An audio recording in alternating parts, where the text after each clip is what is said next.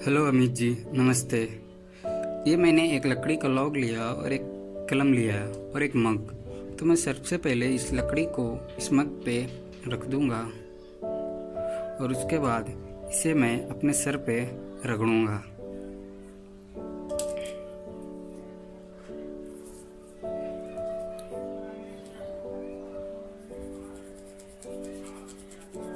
और फिर उसके बाद इस पेन को उस लकड़ी के पास ले जाऊंगा।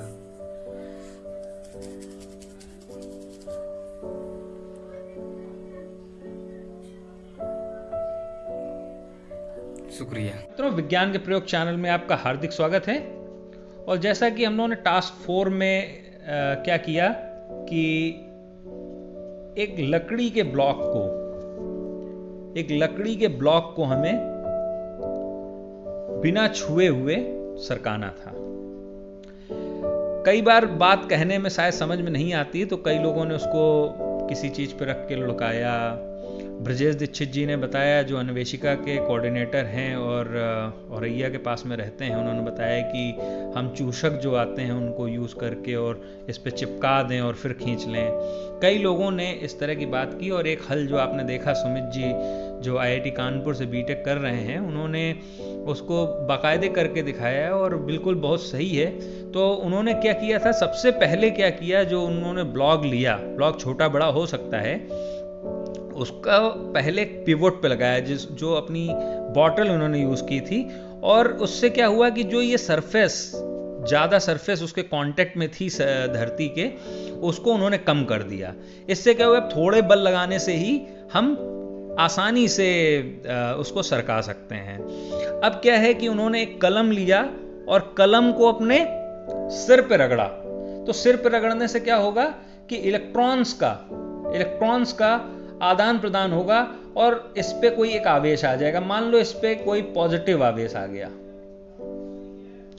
जब पॉजिटिव आवेश आ गया और हम इसके पास में लकड़ी के ब्लॉक के पास ले लाएंगे, तो लकड़ी का ब्लॉक क्या है, न्यूट्रल है, उदासीन है। उदासीन होने का मतलब क्या है कि इसके अंदर जो इलेक्ट्रॉन्स की संख्या है और जो प्रोटॉन्स की संख्या है, वो लगभग क्या है, आपस में बराबर है। और बराबर होने की वजह से इस पे कोई भी आवेश नहीं है लकड़ी पे। कई लोगों को ये समझ में आने में बहुत कठिनाई थी कि लकड़ी पे आवेश कैसे आ सकता है।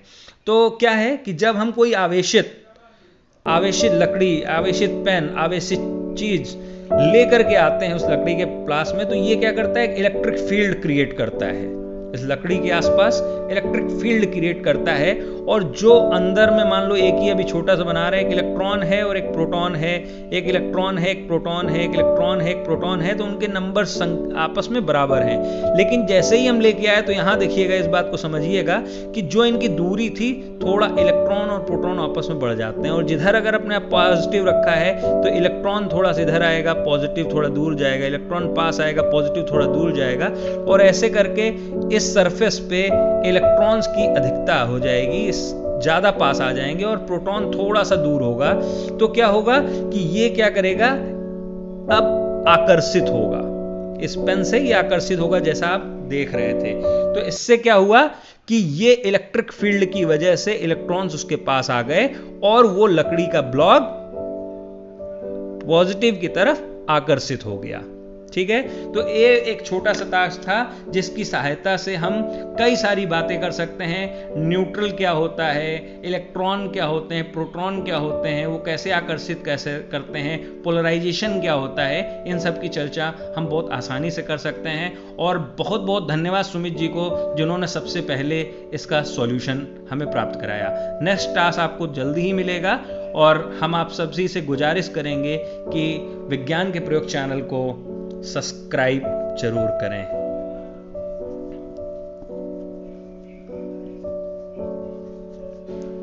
Thank you.